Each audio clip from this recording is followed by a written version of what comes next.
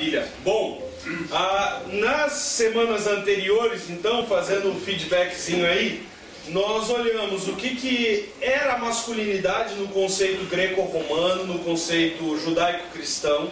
Então nós olhamos como é que a masculinidade foi concebida durante a história da humanidade e como é que se formou aquilo que a gente conhece como masculinidade clássica, que era basicamente muito permeada de machismo e de todos os conceitos, principalmente greco-romanos.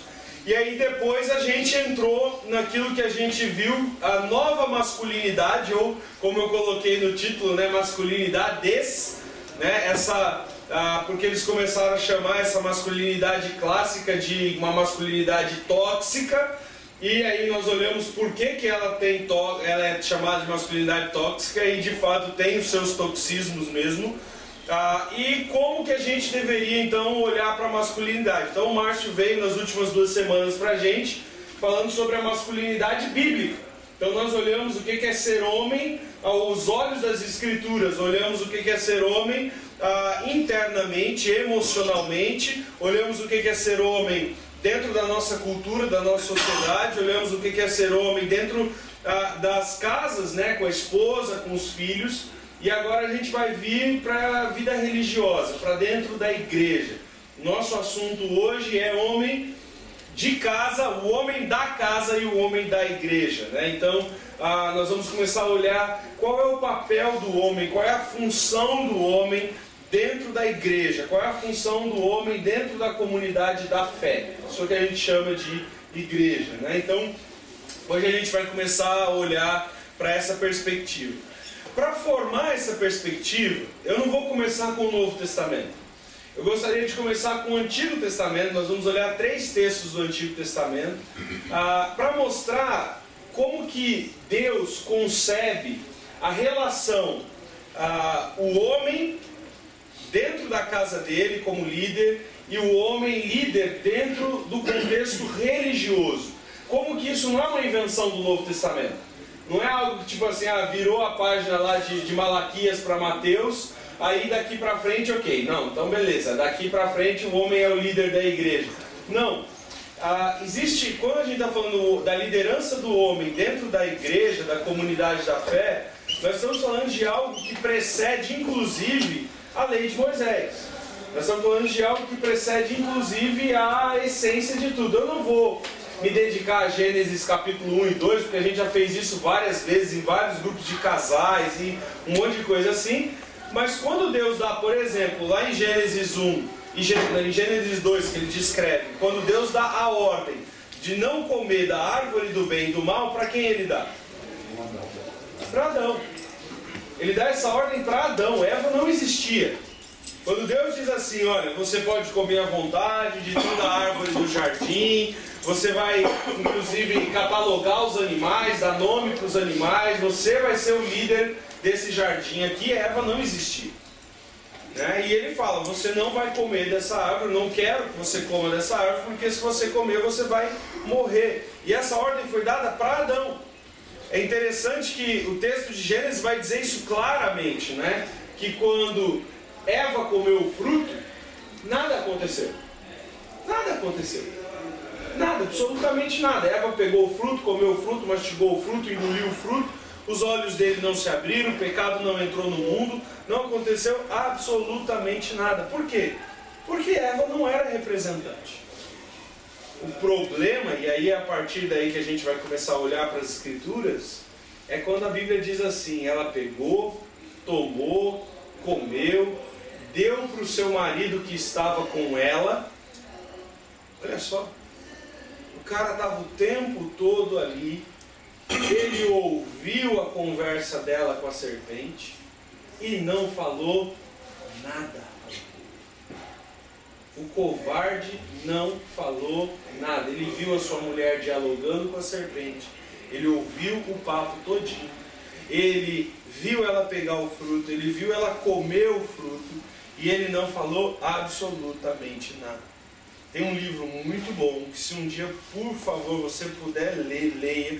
Ele está fora de catálogo, você não acha para vender assim fácil. mas naquele estante virtual que vende livro usado e alguns sebos por aí, eu compro muito livro de sebo, livro evangélico, tem muito pastor que morre, filho doa tudo, vende por sebo, né? Então você acha muita coisa boa em sebo. E tem um livro chamado O Silêncio de Adão, de um autor que eu gosto bastante, chamado Larry Crabb. Deixa eu botar aqui. Eu consegui comprar pela Amazon ainda. Tem ainda na Amazon? Silêncio de Adão.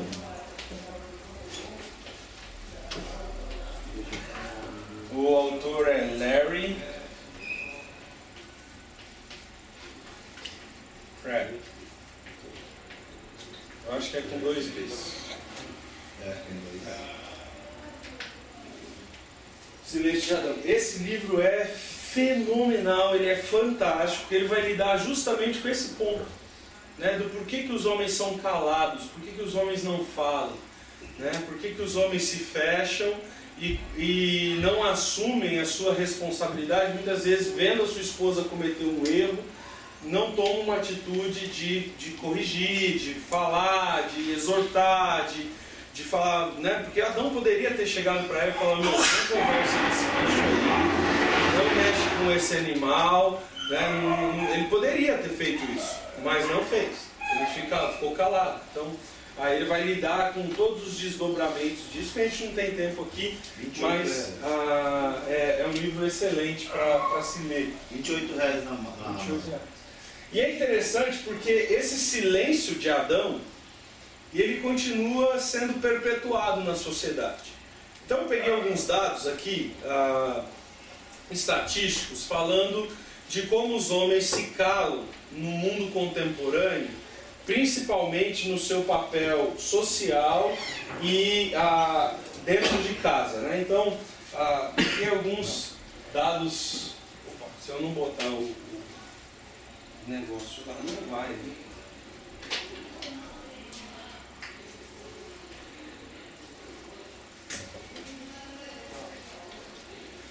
Então, peguei alguns dados. Esses dados, primeira cadeia de dados que eu peguei, falando sobre a realidade da inversão de papéis que está acontecendo na nossa sociedade. Então, dessa cena aí, né? A mulher saindo para trabalhar e o homem ficando dentro de casa. Você vai falar assim: peraí, pastor, tem alguma cena desse tipo na Bíblia? Você já viu alguma cena desse tipo acontecendo na Bíblia? A mulher saindo para fazer uma função masculina e o homem ficando dentro de casa? A juíza lá, né? Tem uma juíza Débora. Lá. Débora, a juíza. Aquela cena, ela é vexatória, ela é vergonhosa. Muitas pessoas estão pegando Débora, e eu estou citando ela aqui justamente por isso. Tem muitas pessoas pegando o exemplo de Débora para dizer: olha, esse é um exemplo de mulher cristã e é uma prova de que mulher pode ser pastora. Só que não é para isso que o livro de Juízes é escrito. Se você tem a menor leitura mais simples do livro de Juízes, o livro de Juízes começa dizendo assim: naquele tempo não havia rei em Israel, cada um fazia o que era reto aos seus próprios olhos, então cada judeu vivia de qualquer jeito, e abandonaram Deus. Porque essa frase, não havia rei em Israel, ela vai ecoar, por exemplo, lá em 1 Samuel, quando o povo de Israel pede um rei e fala assim: nós queremos um rei igual aos nossos vizinhos. E Samuel vai e fala para eles: vocês já têm um rei, Deus é o seu rei.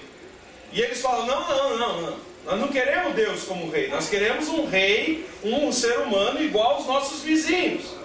E aí Samuel vai falar com Deus e fala: olha, o povo está pedindo um rei. Samuel está chateadíssimo. E aí então Deus fala para ele: Samuel, fica tranquilo, que não é a mim, que não é a você que eles estão rejeitando como profeta, é a mim que eles estão rejeitando como rei. Então, esse conflito do começo do livro de Juízes, e que a gente ainda vê reflexo lá no livro de Samuel, porque é dentro do mesmo período, né, o período que a gente chama como período de Juízes, que abarca mais ou menos 200 anos ali de Israel. O povo seguia, cada um fazia o que bem entendia. Então todos os exemplos de pessoas que são colocadas dentro do livro de Juízes, eles não estão fazendo aquilo que Deus quer. Eles estão fazendo aquilo que eles bem entendem porque o povo abandonou a Deus. Né? Inclusive Débora, né? Inclusive Gideão, inclusive Sansão, inclusive... Quer dizer, é um período da história extremamente conturbado, que é um livro não escrito para nos dar exemplos do que fazer, mas para dar exemplos de como não fazer. E o caso de Débora é um desses. Né? Deus fala com Débora, Débora vai falar com o general do exército de Israel. Baraque chega lá, olha, Deus mandou você pegar o exército e ir para a guerra. Débora fala para ele. Aí ele fala assim, não, eu não vou. Frouxo. 3 vezes Deus fala com ele. As 3 vezes ele recusa. Ele não ouve. A 3ª vez Débora fala assim, mano, você tem que ir. O que ele fala para Débora? Eu vou se você for comigo. Eu vou se você for comigo. Depois você pega lá a história e vê. Olha só, o general do exército está dizendo que só vai... Deus falou com ele 3 vezes, eu vou te abençoar, vai que eu vou te abençoar. Ele falou assim, não, eu só vou se uma mulher for comigo. E aí, eles vão para a guerra, vencem a guerra, mas a cena que é descrita é uma cena tenebrosa. E o cântico de Débora mostra o descontentamento dela diante dessa situação. Se você abrir lá no livro de Juízes, vai ter uma partezinha lá que chama Cântico de Débora.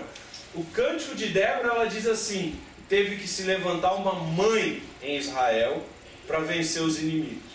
Quer dizer, uma mãe teve que deixar a sua família, deixar o seu marido em casa com seus filhos. Uma mãe teve que agir como um homem, ir para o campo de batalha. Isso é uma crítica fortíssima de Débora. Débora está humilhando os homens de Israel com essa frase. Uma mãe se levantou para ir para a guerra. Quando você fala assim, uma mãe se levantou para ir para a guerra, cadê os homens desse lugar? Cadê os valentes guerreiros de Israel? Não tem. Os valentes guerreiros de Israel estão, que nem o Márcio falou, né, na outra semana aí, né, Baraque, vamos para a guerra. Ele entra para trás de Débora e fala, ó, luta você aí com o bandido aqui, eu vou ficar atrás de você aqui, morrendo de medo. Então aparece o bandido, ele põe a mulher na frente e fica escondido atrás. Isso é Baraque. Então quando fala Débora lá, levantou uma mãe Israel, isso aí, mano, é a mesma coisa que chamar a mãe de pastel e o pai de coxinha. Tá xingando os caras de boiola. Quer dizer, mano, precisou uma mãe, uma senhora já, sair de casa para ir lutar para a guerra, porque os bonitão dos soldados estavam tudo morrendo de medo. Então, o livro de Juízes, ele é colocado como uma demonstração do que não fazer. A situação de Débora e Baraque é uma situação nesse sentido aí. E aí as mulheres estão querendo pegar a Débora como exemplo a ser seguido. Então, não, a gente pode ser pastora também. Por quê? Porque os homens não estão indo. Não, é simples. O pior são os próprios homens admitindo isso, né? Pior, vergonhoso. Não, gente, é vergonhoso você chegar, por exemplo, numa junta de missões mundiais, entra em qualquer site aí da Junta de Missões Nacionais, de Missões Mundiais, pega o quadro de missionários e começa a observar a foto. Tem um monte de missionária sozinha. Um monte de menina, 22, 23, 24, 25 anos, abandonando carreira, profissão, faculdade, tudo para ir para o ministério, para ir para um país onde tem o maior índice de estupro do mundo, num continente onde tem o maior índice de estupro do mundo, que é a África, e as meninas estão deixando tudo para ser missionária na África. Cadê os caras para ir junto? Não tem. Ah não, África não, tenho medo. Ah, lá tem guerra. Ah não, mas que eu vou comer lá o quê? Não tem comidinha da mamãe? Ah não, é longe demais, né? E as meninas estão indo. Então você faz um apelo, você pega, por exemplo, esse movimento que tem dentro do meio batista que chama radical, né? Que é pegar jovens na idade universitária para levar para trabalhar de 2 a 3 anos no continente africano, nos países pobres da América Latina. Hoje eles já estão espalhados em vários lugares do mundo. Mas você pega esses aí, o pessoal da junta sai nas igrejas do estado de São Paulo, Brasil inteiro, pregando e levantando jovens.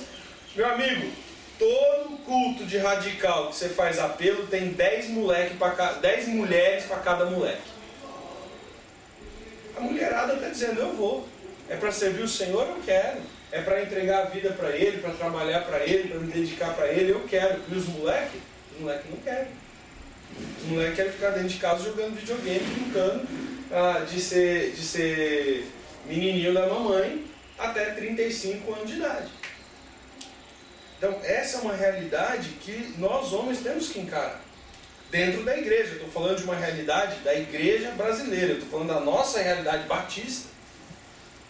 Né? Então, proporcionalmente, o número de mulheres querendo servir ao Senhor é muito maior do que o número de homens. Isso é vergonhoso para a gente. Isso deveria ser um troço para a gente enfiar a cabeça na terra e parar para pensar o que nós estamos fazendo na nossa vida. Porque Deus quer que a gente pregue o Evangelho. A Bíblia é bem clara sobre isso. Só que Deus deu um exemplo. Quando Ele foi chamar as pessoas que Ele queria que iniciassem a igreja e espalhassem o Evangelho, Ele chamou 12 homens. Ele não chamou nenhuma mulher. Não tem nenhuma mulher entre os 12 apóstolos. Jesus tinha discípulas? Tinha. Mas em algum momento, você vê alguma viagem missionária falando dessas missionárias indo sozinhas? Nenhum. Não tem um relato no livro de Atos falando de viagem missionária de mulher indo sozinha para o campo. Você já ouviu algum? Não tem. Então, por quê? Porque isso é uma coisa clara sobre o início da igreja. Deus queria que as missões, que a implantação de igrejas, que o fortalecimento da fé, que o ensino das escrituras, que o espalhar do Evangelho fosse primordialmente, essencialmente, feito por homens. E é aí que nós começamos a cair nas incoerências da nossa denominação. Por quê? A denominação manda as meninas lá para a África.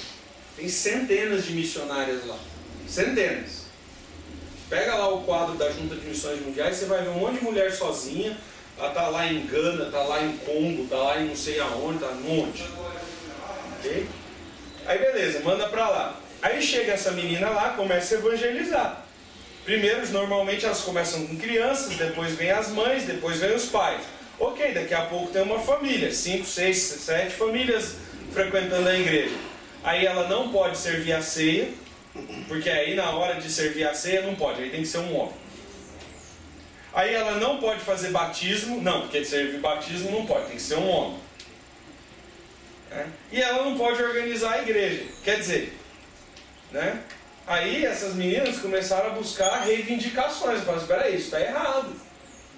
Por que só homem? A gente vem aqui, faz o trabalho sujo, a gente come cocô durante a vida inteira, a gente fica aqui dormindo na esteira de terra, a gente fica passando todos os perrengues, e na hora dos privilégios, que é o batismo, a ceia, a igreja organizada, é um homem que tem que vir aqui mandar na gente? Aí o que essas meninas começaram a reivindicar? A gente quer ser pastor também. Okay? Foi daí que surgiu o movimento de pastoras batistas. Eu vou mostrar para vocês aqui qual é o número de pastoras batistas hoje no Brasil. Mas foi aí que surgiu esse movimento. Porque elas começaram a falar, não dá certo. A gente pega a parte mais difícil e na hora que é, vamos dizer assim, de colher o fruto, de fazer a festa, né, que é a ceia, o batismo, o momento de celebrar todo um trabalho que foi feito, aí tem que vir um homem aqui e colher o fruto. O que essas mulheres estão dizendo? Elas têm razão. É um bando de homem vagabundo que não está disposto a pagar o preço da coisa mais difícil, que fica na regaliazinha dele aqui no ar-condicionado, no gabinetinho pastoral, tudo bonitinho, mas na hora que vai celebrar a festa, não, aí só nós podemos celebrar a festa. Aí os caras com dor de consciência, o que começaram a fazer? Ordenar pastora. Então hoje nós temos um monte de pastoras batistas por causa disso. Fruto da covardia. fruto da falta de brio, fruto da masculinidade frágil que nós estamos vivendo nos dias de hoje. Né? Porque, ao mesmo tempo, o trabalho precisa ser feito. Né? Ah, Deus abençoa essas mulheres. Claro que abençoa. Porque Ele quer que o trabalho seja feito. O que é mais importante? Um covarde, você deixar um monte de gente morrer e ir para o inferno porque um covarde não faz o trabalho dele, ou mesmo do jeito errado, salvar aquelas vidas. Salva aquelas vidas. Deus usa qualquer coisa. Ele usou Débora naquele momento. Isso significa que Deus está chancelando o ministério pastoral feminino? Que Deus está chancelando e dizendo assim, está certo, é isso mesmo, as missionárias? Não. Não. Significa que Deus quer salvar vidas.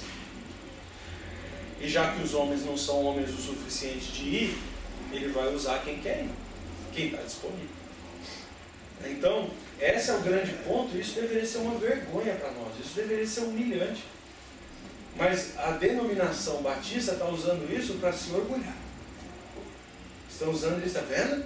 Ó, exaltando. E eu não sei se você já foi, mas eu fui convidado uma vez para pregar. Eu preguei aqui no ginásio de Barueri, na União Feminina Missionária Batista. Né? E o ginásio lotado aqui, o Zé Correia, que era do estado de São Paulo todinho, tudo da mulherada toda aí. E eu fui lá pregar. E aí, então eu cheguei no começo do evento e vi o evento todo e tal. Cara, o discurso é puramente feminista. Você ir numa união feminina missionária, ouvir o que as mulheres estão dizendo lá sobre ser mulher, e ir, por exemplo, numa reunião do feminismo aí, de qualquer ONG feminista, é a mesma coisa. Não tem diferença nenhuma. A pregação é o feminismo, não é o que as meninas estão ouvindo aqui na igreja. As pregações delas são assim, as falas é assim, já que os homens não vão, nós vamos. Já que eles não fazem, a gente faz. Já que eles não querem agir, a gente vai agir. Porque nós, mulheres, nós oramos, nós lemos a Bíblia, nós estudamos, nós queremos, nós pegamos busão, a gente atravessa o estado, a gente faz evangelismo. A fala delas é essa. Nós não precisamos dos homens para pregar o evangelho, porque os homens não querem ir mesmo. E é interessante, porque a maioria das líderes que estavam lá nesse movimento, os maridos nem crentes são. Os maridos nem crentes são. Ou se são crentes... Nós tínhamos uma delas aqui da nossa igreja, membro da nossa igreja, inclusive até hoje. Líder da denominação, líder do movimento feminino dentro da denominação, mas o marido não é crente. O marido não é um cristão. Então, esse é o ponto que nós estamos vivendo. Olha como isso funciona em termos Brasil. Né? Então eu peguei aí, ó, dados estatísticos do IBGE, do último censo de 2012, né, que foi feito. Olha só como é o crescimento de uma coisa aqui. Ó. Nós saímos de 25% para 26%, 1% percentual, de mulheres sem cônjuge com filho. Isso está crescendo no Brasil. 26% da população brasileira. Ok? Isso é um dado de 2012. Então, esse foi divulgado pela G1 em 2017, mas atualmente isso cresceu ainda mais.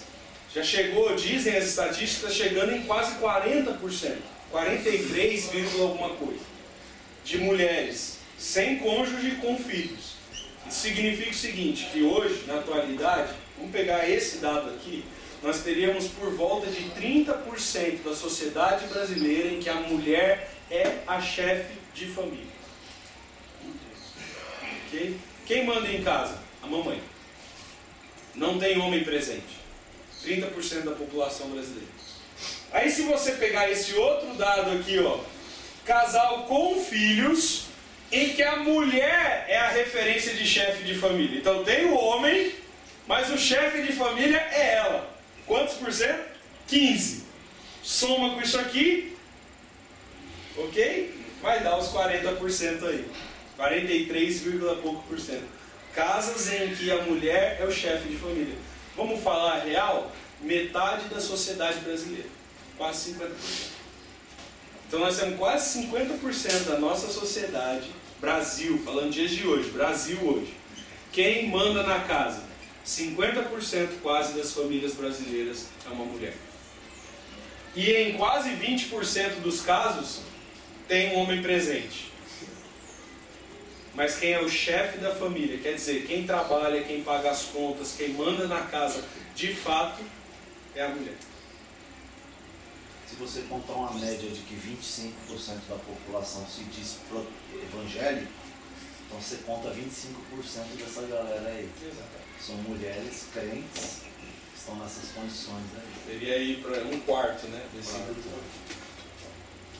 A situação é vergonhosa, é vexatória, é uma vergonha para os homens. As mulheres são mais responsáveis, são mais focadas na família e elas são focadas inclusive no sustento da casa. Coisa que eu vejo constantemente por aí, né? Mulher trabalhando e pagando as contas e o vagabundo sentado no sofá desempregado há 3 anos e não faz nada, só mamando nas tetas da esposa. Então é realidade do nosso país, né? Só para você ver aqui o crescimento, né? Outro dado do PNAD de 2009, o que está de verde escuro são os estados em que aumentou o número de mulheres como chefe de família. Olha lá.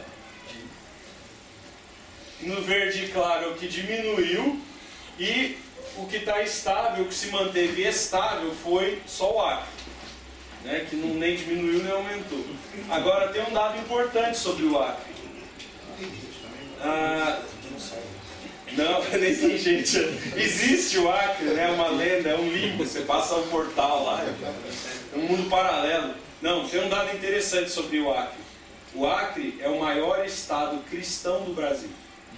48% do estado do Acre são evangélicos e os outros 40% são católicos, praticantes. Então você tem um estado que tem praticamente 88% da população de cristãos, crentes, ou cristãos, não vou falar cristãos não crentes necessariamente, mas cristãos, né, cristãos praticantes. Então esse estado estabilizou, está estável, inclusive estável em outros índices como criminalidade, uma série de outras coisas que o cristianismo traz como benefício. Mas os estados do Brasil de maneira geral, o índice de mulheres como pais, líderes de família, explodindo, crescendo, praticamente no Brasil inteiro. Né? Aqui está só as porcentagens aí e assim por diante. Né? Mas só para você ver como os homens estão deixando de fazer o seu papel nacionalmente. Quer ver um outro lugar? Sala de aula. Sala de aula é assustador. Eu peguei 4 estudos, um em Campinas, um na Bahia, outro, se eu não me engano, no Rio Grande do Norte. E um nacional falando sobre a presença dos homens dentro da sala de aula. Né? Olha só que interessante, né? Olha aqui, ó. Censo Educação Básica 2007-2016, do INEP, Instituto Nacional de Estudos e Pesquisas Educacionais. Olha o número de homens em 2007 na sala de aula, em proporção ao número de mulheres. Você tem 324.771 professoras, 96% do quadro, 11.415 homens, 3% do quadro. Aí você vai para 2016, aumentou um pouquinho, 2 pontos percentuais. A porcentagem é exatamente a mesma, não faz muita diferença. Não. Então, você olha lá que aumentaram os números de professores, quase que dobrou o número de gente dando aula, mas a participação de homens continua sendo ínfima, principalmente a educação infantil. Esse aqui é um quadro geral. E não é só a educação infantil não, vai desde a educação infantil até o ensino médio.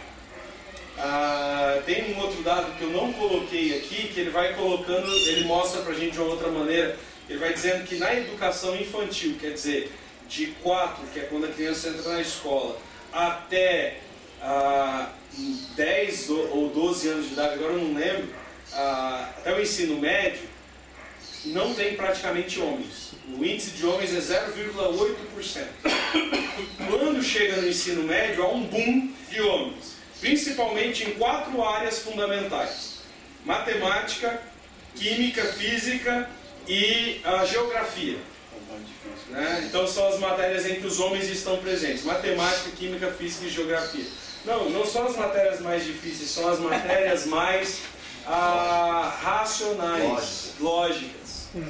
Porque as mulheres normalmente gostam de matérias humanas, né, que tem contato com gente, que lida com pessoalidade. As mulheres gostam de humanas, homens gostam mais de exatas. Isso tem a ver com biologia, com muito menos não dá tempo da gente falar disso. Aí tem um fator que não está aí, que quem teve professor até a 8ª série, professor homem, 4ª série, vai, mas que dá aula para criança, grande parte dos homens são gays, né? Não são homens. Ele não vai botar. E assim, quando você é criança, você não sabe, né? Depois que você cresce e você vê o professor postando um negócio no Facebook, fala, nossa, aquele professor, e isso é um problema, porque a criança está criando ali as referências, né? De que é um homem. Exatamente. Então assim, esse é um fato verídico, né? Então assim, não tem homens, praticamente todo o ensino infantil fundamental não tem homens. Esses homens vão aparecer lá no ensino médio de uma proporção maior, mas quando nós estamos falando de uma proporção maior, não vai achar que vai subir, tipo assim, no ensino médio vai ter 50% de homens. É menos de 10%. Ok? Menos de 10%. Aumenta o número de homens no ensino médio, mas ainda assim é menos de 10% do quadro de professores do nosso país. Então, nós temos aqui 3%. Olhando o quadro geral, esse é o índice de homens dando aula. Ok? 3%. Gente, peraí. Isso traz implicações para nós? Claro que sim. Claro que sim. Isso traz uma preocupação que todo homem cristão deveria ter. Né? Qual é essa preocupação? Nós, crentes, deveríamos formar meninos para dar aula. Nós deveríamos incentivar os nossos filhos. Pai, eu quero estudar matemática. Pai, eu quero estudar geografia. Pai, eu quero estudar história. Ok, vai estudar história, depois faz um mestrado em pedagogia e vai dar aula. Vai para a sala de aula. Mas ganha pouco. Não importa o salário, não é pelo dinheiro que nós estamos indo, é pela missão. Nós não estamos indo por causa do salário, nós estamos indo por causa do nosso propósito humano e do nosso propósito como homens na Terra.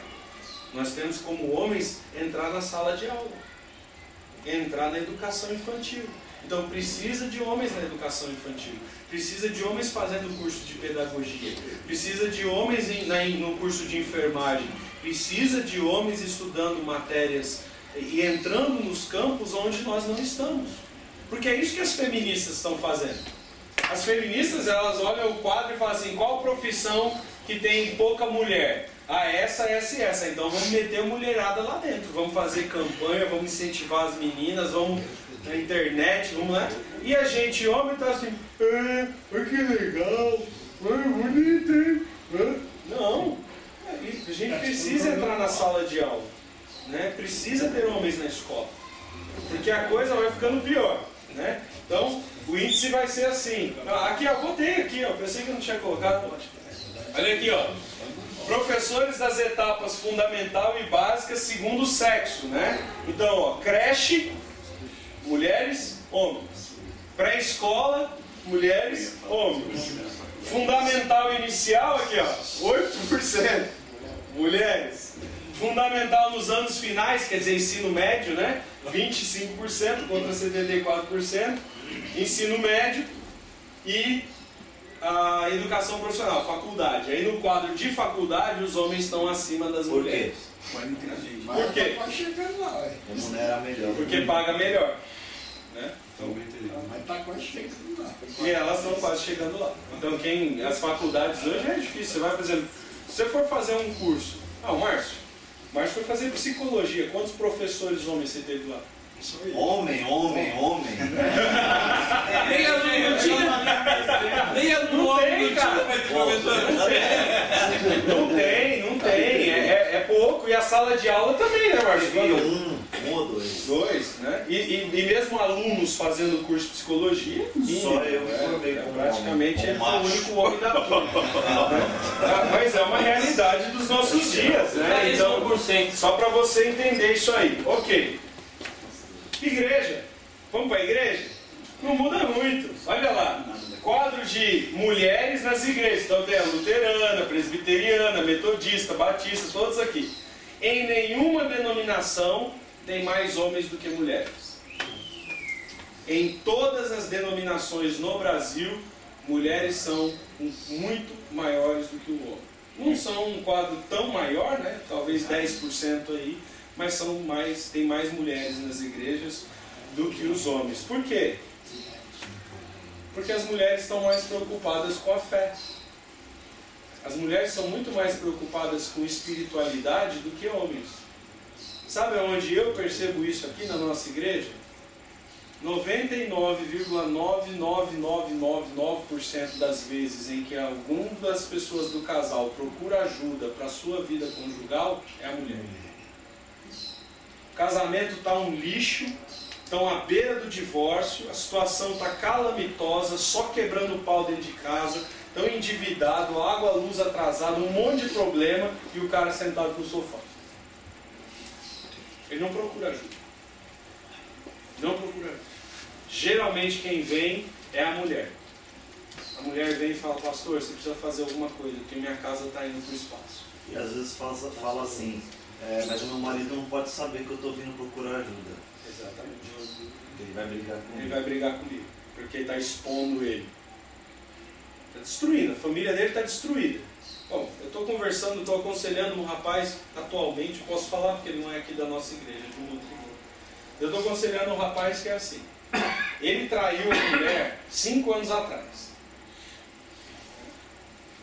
Pediu perdão, ela aceitou ele de volta, mas não procuraram aconselhamento, não procuraram instrução, não procuraram ler um livro, não procuraram nada. Simplesmente ficou lá assim, me perdoa, tal, e continuaram vivendo juntos. Há 2 anos atrás, né, ela não perdoou, obviamente, jogava isso na cara dele o tempo todo, começou a causar conflitos constantes dentro de casa, porque aquela mágoa sendo conservada, né, em um pote fechado durante 3 anos vai gerando amargura, ódio, um monte de coisa, né, rancor e tudo mais. Beleza, 2 anos atrás ele me procurou. Falei pra ele, vem aqui em casa, dia tal hora, vamos bater um papo, vamos conversar, traz a tua mulher, vamos tratar isso. O que ele fez? Veio sozinho. Nada. Ele não fez nada durante 2 anos. O que aconteceu? Entrou em contato comigo semana passada. Pastor, será que você pode me ajudar? Minha mulher foi embora de casa. Eu falei, filho, agora vai ser difícil, hein? Vai ser bem complicado. Porque ela não quer nem ver a voz dele. Ela bloqueou ele a ouvir, né? Bloqueou no WhatsApp, bloqueou no Facebook, se trancou dentro da casa dos pais, os pais dela estão protegendo ela e não pode nem ver a filha. Tá bom? Dá para restaurar? Vai ser bem difícil. Se ele tivesse há 2 anos atrás feito o que eu falei para ele, procura um aconselhamento, vem, vamos conversar, vamos tratar. O cara ficou cozinhando galo, achando que ia resolver, dele dá normal, o tempo passa, vai curar. Não cura. Muitas vezes o orgulho, né? O orgulho de se sentir fragilizado, de se sentir... O homem é assim, né? O homem tem essa dificuldade de expor, de abrir, de levar para outra pessoa que talvez num campo de visão de fora é mais fácil, né, para a gente resolver nossos problemas, né? Mas a gente quer resolver tudo sozinho. A Bíblia diz lá, né? Confessa seus pecados uns aos outros, aconselhe-se mutuamente. Mas a gente fica nessa, não vou me abrir, vou me expor. Então, problemas, né? Outra coisa que comprova que isso aqui é verdade, não só em termos da quantidade de mulheres, mas da qualidade de como essas mulheres estão buscando a Deus. Já falei de missões, mas vou dar um outro exemplo. Normalmente, na maioria das casas cristãs em que tem criança, quem é que está preocupado com orar, ler a Bíblia com a criança? É a mãe. é a mãe. O pai está preocupado se o Corinthians ganhou o jogo, se o São Paulo vai jogar, se contratou um jogador novo, se o Bolsonaro falou alguma besteira na internet e assim por diante. Quem vai quase todo dia se dedicar, cantar musiquinha, contar a historinha da Bíblia, orar com as crianças, fazer devocional, é a mãe. É a mãe. Na maioria das famílias. Na maioria das famílias. Isso demonstra que elas não são só maior número dentro da igreja. Elas também são mais dedicadas ao serviço cristão. E ainda trabalha. E ainda trabalha, e ainda cuida da casa, e ainda lava, limpa, cozinha. Então, você vê essa realidade. Fala assim, a mulher não tem o que fazer. Na verdade, a mulher faz 3 vezes mais do que os homens. Né? E isso é vergonhoso para nós. Isso deveria ser um troço para a gente falar assim, deixa eu sumir da existência aqui, porque o que nós estamos fazendo da vida? Exemplo disso, ministério pastoral. Né? Olha só. Pastoras, número de pastoras por denominação. 7.000 pastoras na Igreja do Evangelho Quadrangular. Eu não tenho os dados totais da Igreja do Evangelho Quadrangular, mas eu tenho dos batistas. 300 pastoras batistas foram assumidas pela Ordem dos Pastores Batistas do Brasil, que agora elas podem ser filiadas à Ordem dos Pastores. Ok? Elas podem ter carteirinha de pastor batista. Né? 300 nos últimos 3 anos, que foi quando liberou a entrada de mulheres no Ministério Pastoral. Uma média de 100 por ano. Sabe qual é a relação entre mulheres e homens entrando no Ministério Pastoral? Elas já são mais de 15% do quadro geral. Em termos de proporção. Curioso, mas tem batista que não é reformado, né? Não, por exemplo, nossa convenção não é batista reformada. Não, Nossa digo igreja. assim, da reforma, eu quis dizer assim, a gente é reformado, né? Nós somos, a É, nossa igreja, protestante, eu quis dizer. a nossa igreja é uma igreja batista protestante, reformada, porque a nossa igreja é Mas o tem- nosso estatuto, mas as igrejas, a convenção a qual nós estamos filiados, que é a Convenção Batista Brasileira, não é. encaixa no Que encaixa nisso aqui que eu estou falando. Então a nossa denominação, que é a que nós fazemos parte, que é da Convenção Batista Brasileira, ela já tem um quadro, dentro do quadro de entrada, né, que chama egresso, né, de entrada, né, ingresso no quadro de ingresso e saída. Ingresso de mulheres no quadro já é 15% anual. Quer dizer, então 15% todo ano, 15% da entrada de pedidos de se tornar pastor é de mulheres. E crescendo. Ok? E crescendo. Mais do que os dos homens. Né? Então, por exemplo, você chega num seminário. O Gabriel foi lá pro seminário Palavra da Vida, né? Tá lá estudando. O Gabriel não esse, o Gabriel do Tudo. O Gabriel tá lá no Palavra da Vida estudando. Miguel do Tuta tá lá estudando no Palavra da Vida.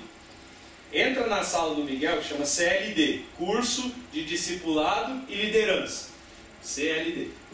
Entra na sala do Miguel e conta quantas meninas e quantos meninos. Praticamente é o dobro de meninas para o número de meninos. Então a igreja é a mesma coisa. Mesma coisa. Cara, quando a gente teve a reforma aqui da igreja, que a gente falava assim, ó, precisa de ajuda para reforma, trabalho de pedreiro, ok? Pesado. Tinha mais irmãs dispostas a vir do que homens. É porque eu e o Márcio falamos assim, mulheres não podem vir. Se quiser vir, fazer café, ajudar na cozinha e tal, pode ser, mas para trabalhar na obra não. Mas tinha mais mulheres dispostas a vir do que homens. Cara, isso é uma vergonha. Isso é um vexame para nós. Porque aí nós já não estamos falando somente da sociedade e tal, nós falamos da igreja. As mulheres estão mais preocupadas com as coisas de Deus. Oi? Só esse quadro das mulheres pastoras, elas são casadas com pastores ou tipo são Não. só pastor ou o homem faz outra coisa? Não necessariamente. Tem mulheres que são casadas com pastores, que viraram pastoras, né? Mas a maioria delas é pastora e marido não. Marido tem um trampo de... nós temos um caso aqui na nossa região, né? a Igreja Batista do Engenho. Né? A Igreja Batista do Engenho. Fica ali de frente daquele supermercado que tem ali naquela vida. Lopes. Né? Ali, aquela igreja surgiu porque tinha uma missionária. Tá? O marido dela tem um trampo dele, acho que ele é porteiro, alguma coisa assim. E ela é missionária da Convenção Batista Brasileira. Ela veio, implantou a igreja e tal. Quem prega na igreja, quem faz tudo é ela. Tanto é que o dia que eles foram lá na minha casa, porque eles, quando vieram para implantar o projeto aqui em Barueri, eles me procuraram. Ó, pastor, a igreja de vocês pode me apoiar e tal. E eu, na sala de casa ali, conversando com os dois, e eu o tempo todo falando com o cara. Aí, não, irmão, que bom que vocês estão vindo, vai ajudar, vamos lá, a igreja nascendo e tal. Aí eu cheguei e falei assim, mas que dia que a gente vai se encontrar? E eu falando com ele, né? Vamos se encontrar uma vez por semana e tal. Ele falou, não, pastor. A líder da igreja é ela, a missionária é ela, e eu só estou aqui acompanhando. Porque eu sou porteiro, ela é que é a pastora do bagulho. E é verdade, cara. Então isso está cada vez mais forte, ok? Isso está crescendo no nosso país. Beleza. Agora, olha só como a Bíblia, desde a sua essência mais primordial, vai completamente contra isso aí. Pega aí todo o texto da Bíblia. Vamos abrir um pouco a Bíblia agora. Números capítulo 30. Deus, Foi. e na mesma rua, ali, abriu uma presbiteriana com uma pastora ali. É mesmo? Mas não é IPB, né? Porque IPB não aceita ainda. É igreja pastores. presbiteriana de alguma coisa. Deve ser presbiteriano independente, porque a presidente independente já tem pastora, já faz tempo. Da onde o Márcio veio, ó. Ok, vamos lá. Pastora Tatiana. Ok, vamos lá. Capítulo 30, Deus vai falar com Moisés, né? Então diz assim, ó, vou ler a partir do versículo 3. Se uma moça fizer um voto ao Senhor, ou uma promessa sobre juramento, enquanto ainda estiver morando na casa do seu pai, e seu pai ficar sabendo do voto e não levantar nenhum tipo de objeção, todos os seus votos e promessas continuarão a valer. Mas, se no dia em que ficar sabendo, seu pai se recusar a deixá-la a cumprir o voto ou a promessa, todos os seus votos e promessas serão anulados. O Senhor a perdoará, pois o pai não permitiu que ela os cumprisse. Vamos dar um pulinho aí e vamos olhar lá para o versículo 10. Olha lá. Se a mulher já for casada e morar na casa do marido quando fizer o voto, ou se comprometer por meio de uma promessa, e o marido ficar sabendo e não levantar objeção, os votos e a promessa que ela fez continuarão a valer. Mas se no dia em que ficar sabendo, o marido se recusar a aceitar o voto ou a promessa dela, o voto e a promessa serão anulados. E o Senhor a perdoará. Portanto, qualquer voto ou promessa feito de humilhar-se, o marido poderá confirmar ou anular. Mas se ele não levantar objeção alguma no dia em que ficar sabendo, indicará desse modo que está de acordo com todos os seus votos e promessas. Se ele esperar mais de um dia e anular um voto ou uma promessa, sofrerá o castigo que era cabido à esposa. Olha só. O que esse texto está dizendo para a gente sobre como Deus olha a participação religiosa de homens e mulheres na igreja? Tem uma pergunta. Quando ele diz aí que a mulher fez o voto, né? Ela vai lá, seja filha, seja esposa, ela vai na igreja, vai lá no templo, no tabernáculo, ela está no momento de intimidade dela com Deus, ela vai lá e faz um voto, faz uma promessa diante de Deus, ok? E aí ela volta para casa e conta para o marido, né? E aí é nessa situação o marido pode aceitar ou não o voto. Mas o texto vai dizer assim: e o Senhor a perdoará. Perdoará do quê? Porque Deus perdoa pecado. Certo? Falta de sujeição ao homem, né? Exatamente. O Senhor a perdoará. Sabe qual foi o pecado que essa mulher cometeu? Fazer um voto sem antes consultar o pai ou o marido. Qual a referência que esse texto está fazendo para a gente? Gênesis capítulo 3. Quando a Eva come do fruto sem consultar o marido.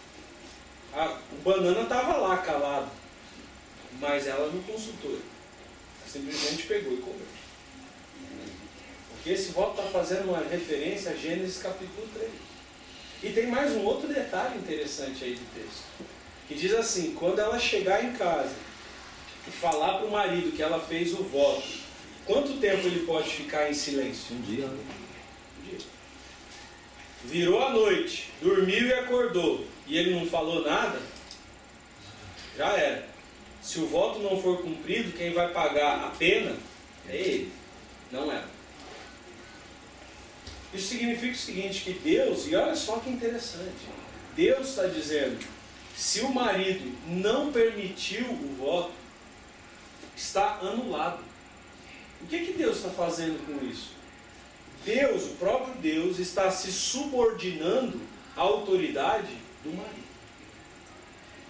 O próprio Deus está dizendo, a autoridade que eu vou considerar é a do marido. Eu me coloco debaixo da autoridade do marido. E do pai. E do pai. Marido e pai. Então isso tem a ver, gente, com a espiritualidade. Isso tem a ver com o que eu faço lá no templo. Isso tem a ver com a forma como a mulher se relaciona com Deus. Antes dela ter um relacionamento e um compromisso com Deus, ela tem um relacionamento e um compromisso com o marido. Então antes de você vir fazer promessa para mim, e antes de você vir fazer aliança comigo, vai lá para dentro da tua casa e conversa com o teu marido. Se ele autorizar o voto, você vem e faz o voto. Mas não seja precipitada ao fazer voto. Porque você pode anular o voto e ainda ter um pecado, um problema seu. Lógico que Deus vai perdoar o seu pecado, mas você não deveria ter feito isso. Você deveria ter considerado e perguntado para o marido antes. Então isso tem a ver. Mas tem a consequência. Exatamente. Como Então, Deus é sábio, né? Tem que olha passar só. pelo filtro, né? É claro. Pra não ficar meio É complicado. claro. Agora, ao mesmo tempo, velho, olha a responsabilidade nossa. Sim. Olha a responsabilidade do homem aí. Ouvir a forma como a sua esposa está relacionando com Deus.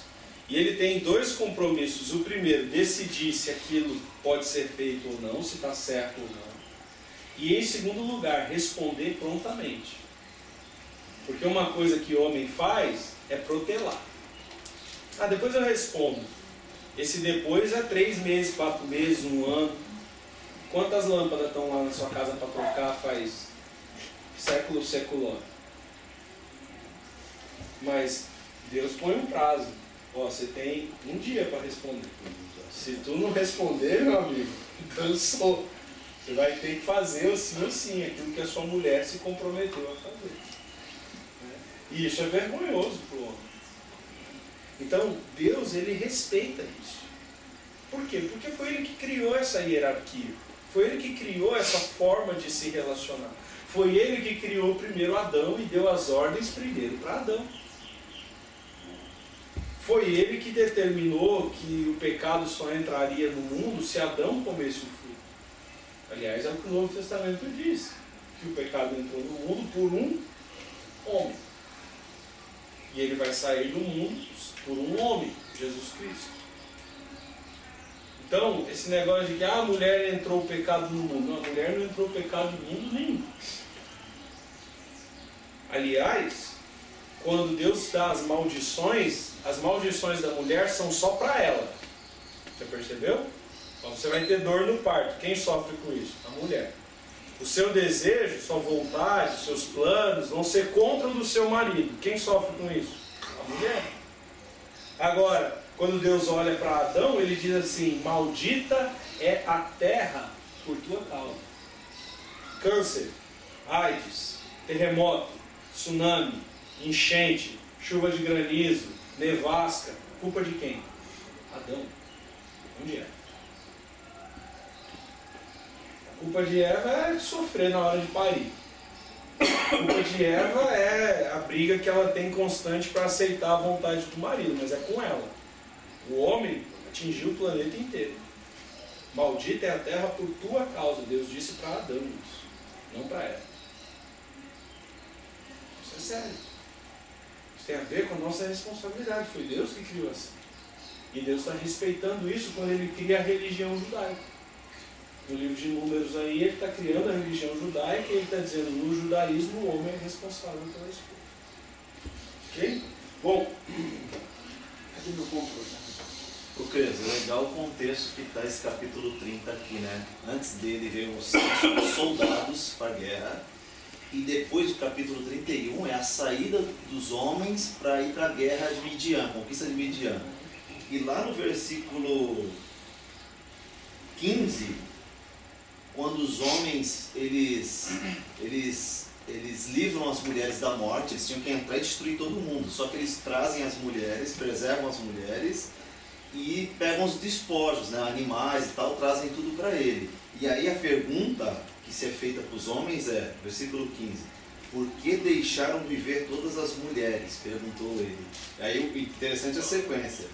Porque foram justamente elas que se seguiram o conselho de Balaão.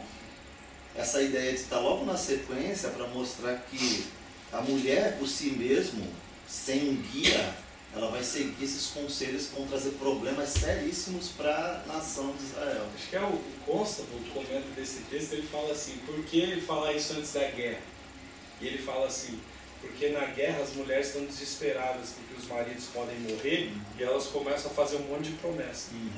Então ele coloca esse negócio da promessa das mulheres, né? O pai foi para a guerra, o irmão foi para a guerra, o marido foi para a guerra. E ela vai para o templo fazer um monte de promessa que quando ela chegar em casa pode ser desfeita porque não é.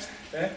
Então ela é demonstrando uma certa instabilidade emocional das mulheres, né? Que é natural em contextos de guerra, em contextos de violência e brutalidade e tal. Então é bem interessante mesmo. Alguém que levantou a mão? Não? Ok. Então, ó, responsabilidade do homem. Ele é a autoridade espiritual colocada por Deus. Né? A submissão do voto. Né? A mulher deve, ao se relacionar com Deus, ela deve primeiro ser submissa ao marido. E responsabilidade diante de Deus que nós temos. Que o cara tinha que responder prontamente ali, né? E a hierarquia funcional que Deus estabeleceu. Deus colocou uma hierarquia que deve ser seguida. Né? Quem determina se os votos serão seguidos ou não é o Senhor.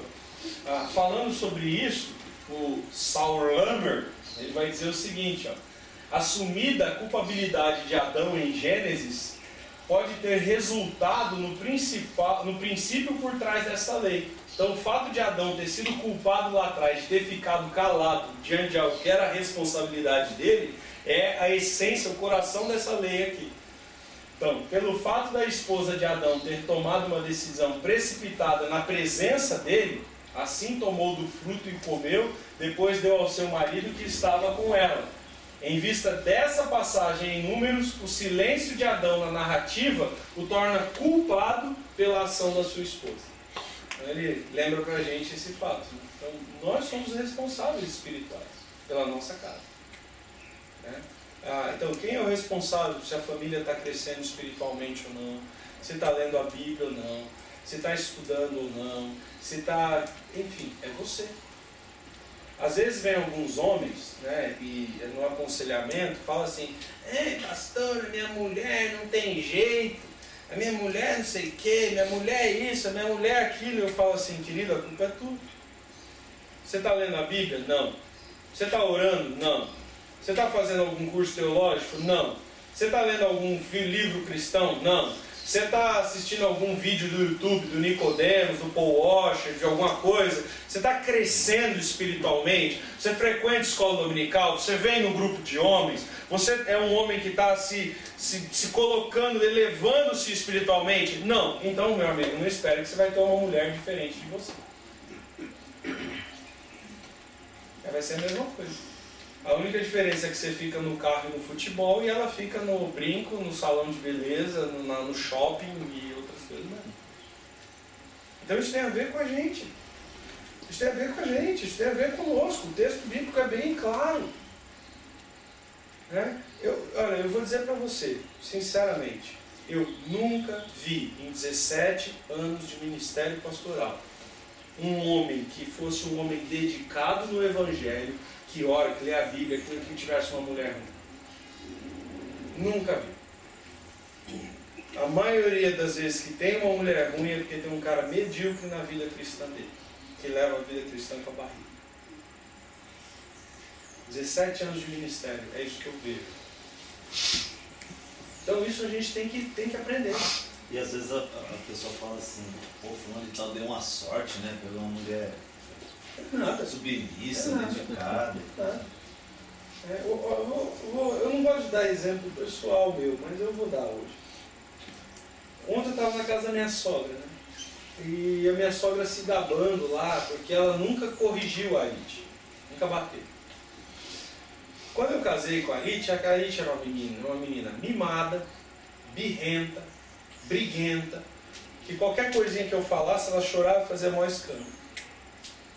Tive vários problemas, sérios problemas, no começo do nosso casamento. Eu tinha saído do seminário, graças a Deus, porque eu tinha passado 5 anos intensivos estudando a Bíblia e aprendendo a ser um homem. Aí eu falei assim, mano, só tem um jeito, tem que botar essa mulher para estudar a Bíblia. Eu falei para ela, tu vai fazer seminário, você vai fazer CTL. Aí todo sábado pegava o carro, eu e ela, a gente ia lá pro CTL. Eu tinha acabado de sair do seminário. Eu fui durante 7 anos assistir todas as aulas que eu fiz de novo, junto com ela. 7 anos, indo pro CTL. Ela terminou o CTL, aí eu fui fazer o mestrado. Eu vi lá que tinha um mestrado em ministério. Eu falei assim, você vai fazer o mestrado. Ah, não, porque eu não quero, porque agora a gente vai ter filho. Não quero saber, tu vai fazer o mestrado. Aí foi fazer o mestrado. Terminou o mestrado, eu falei assim, mano, onde eu vou meter essa mulher para aprender Bíblia? Pelo amor de Deus. Já procurei, achei o Congresso da Fiel. Agora tu vai para o Congresso da Fiel. Todo ano vai para o Congresso da Fiel, vai para o Congresso não sei o que. Vai crescer, vai aprender a ser crente. Porque eu sei, e isso tem a ver comigo também. Por isso que eu estou fazendo doutorado. Não estou fazendo doutorado para botar mais um diploma na parede. Eu estou fazendo doutorado para mostrar para os meus filhos e para minha esposa, cresçam. Não parem. Evoluam, saibam mais, vamos buscar mais Bíblia, vamos buscar mais Deus, a gente precisa de Deus. O Davi Merck, ele tem um gráfico que ele mostra assim, né? Ele fala que está assim, Deus, o homem e a mulher. Né? E aí no gráfico dele, ele diz o seguinte, que quanto mais o homem se distancia de Deus, mais ele se distancia da sua mulher. Quanto mais o homem se aproxima de Deus, mais próximo ele vai estar da mulher dele.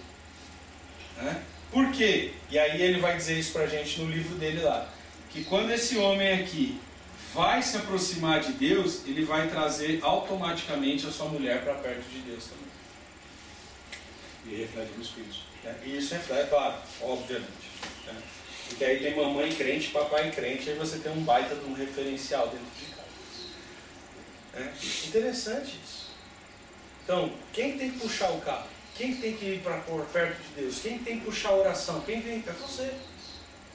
Você é a autoridade dentro da sua casa. Você é o líder espiritual, não sou eu. Eu não sou o pastor da sua esposa. É você que é. Já a gente vai olhar um texto do Novo Testamento que diz isso claramente. Mas esse texto de Números lembra isso pra gente. Eu não vou me demorar aqui, mas olha só. O homem, ele pode ser um bárbaro sanguinário quando ele não obedece a Deus. Lembra da história de Moisés? Esse texto aí de Êxodo, capítulo 4, conta a história de um momento da vida de Moisés. Moisés era casado com Zípora. Ele tinha um filho chamado Gerson e o outro filho eu não lembro o nome. E aí ele estava lá numa pousada, o texto fala que eles estavam numa pousada, no meio do deserto, um pouquinho antes dele ir para o Egito buscar a nação de Israel. Deus mandou ele ir para lá, então ele estava se preparando para ir para o Egito. Então lá na pousada. E aí Moisés fica doente, mortalmente doente, uma doença de morte. O texto diz que ele estava morrendo. E que foi Deus que acometeu Moisés essa doença. Cara, mas que raios de Deus é esse? O Deus me aparece numa sarça, me fala para eu ir lá para o Egito libertar o povo, e agora esse Deus quer me matar. Por que esse Deus está fazendo isso comigo? Resposta simples. Zípora, a esposa de Moisés, vai lá, pega os filhos de Moisés, circuncida os filhos de Moisés, né? Que eles deveriam ter sido circuncidados pelo pai.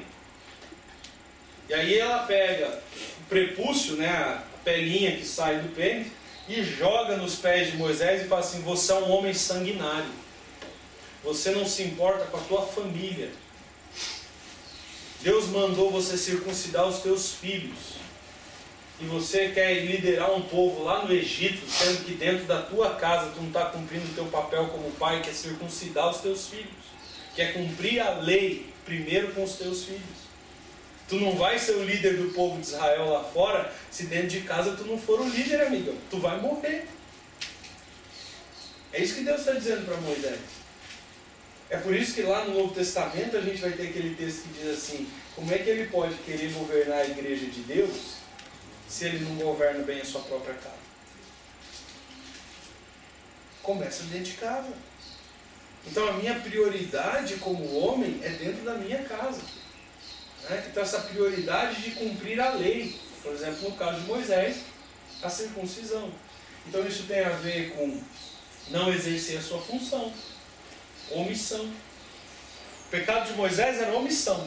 Ele sabia qual era a lei de Deus, ele sabia o que ele tinha que fazer, mas ele estava deitado na rede e, de certa maneira, preferia morrer em barranco, né? Preferia que o mundo acabasse em barranco com ele morrer encostado do que fazer o que Deus mandou. E muitos homens estão fazendo isso. Chega em casa do trabalho, se joga lá no sofá e deixa o resto da casa tocar fogo. Aí fica a mulher correndo para cima e para baixo para fazer janta, para lavar a louça. Mulher que muitas vezes já trabalhou o dia inteiro, mesmo tanto de carga horária que o cara. Ela fica lá correndo para limpar banheiro, lavar a louça, botar a criança para dormir, fazer tarefa de casa, não sei o que, não sei o que, não sei o que. Aí quando chega a noite, o bonitão quer transar. Vai, vai sim. Abandonou sua mulher nessa tragédia toda e acha que vai ter o prazer. Não vai ter, meu Deus. Então esse é o ponto. Né? Muitas vezes a gente está que nem Moisés, encostado. Deveria ir lá, dar banho nas crianças, sentar, fazer o dever de casa, já faz o deverzinho da revista da igreja aqui também, porque tem também o dever de casa da igreja aqui, já faz a devocional com os filhos, já ora, já lê a Bíblia, faz o teu papel.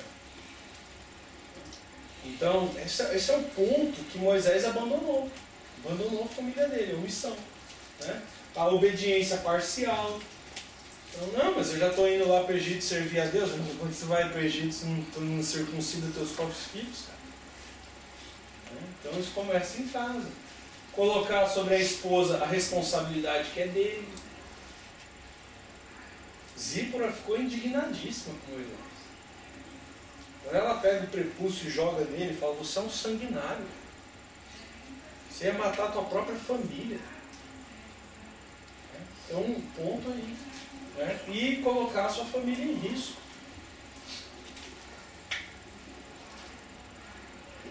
Como é que a gente coloca a família em risco? Né? Dá um exemplo. Ontem eu estava com um parente da Arite, um cara que eu admirei durante boa parte da vida. Ele era presbítero da igreja, líder forte dentro da igreja dele. Mas durante toda a vida, eu e a Arite percebemos que ele levava os filhos meio na salmoura ali.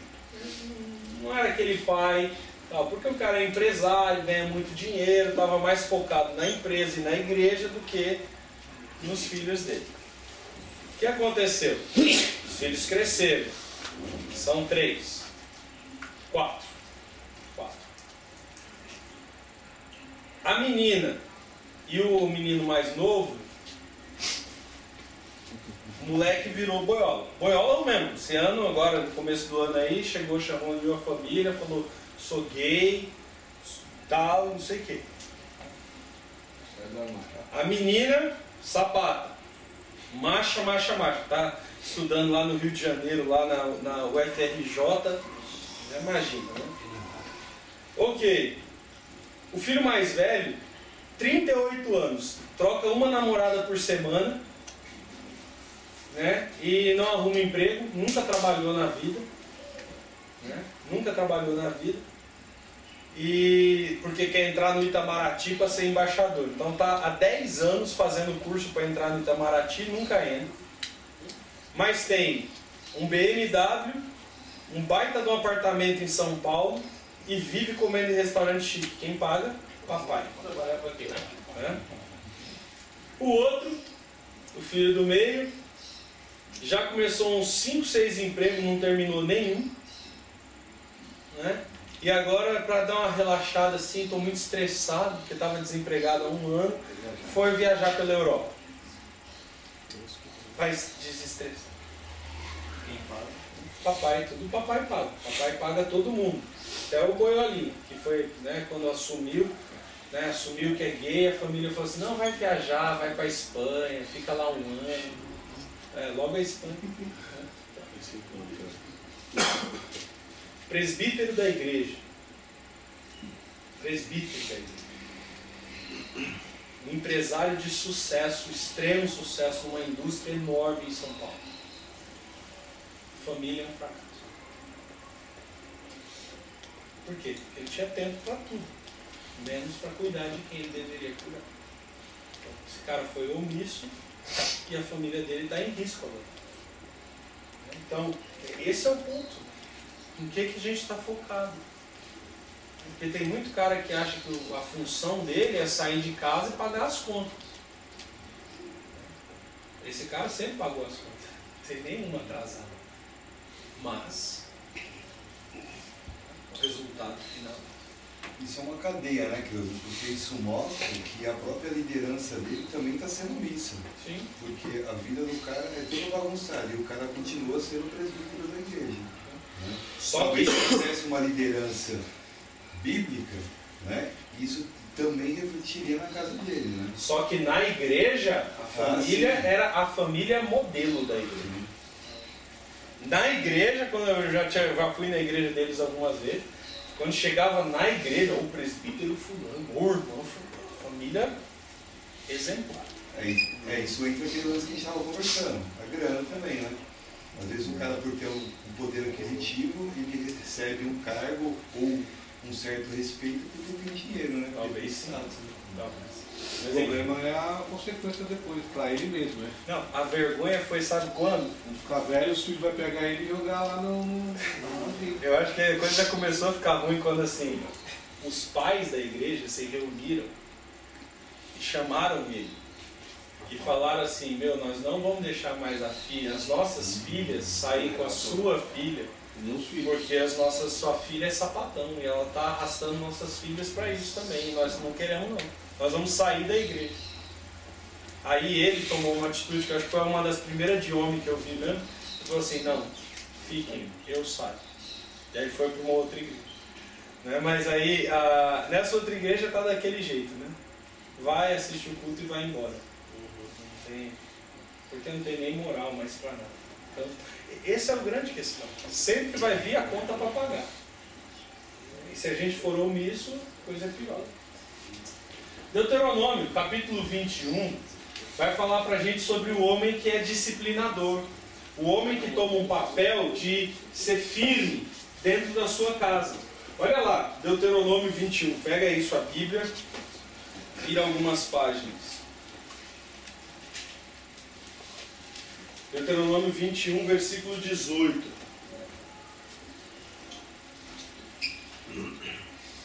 Se o homem tiver um filho... Pode ler? Pode, vai, manda aí. Se o homem tiver um filho... Ou passo a voz.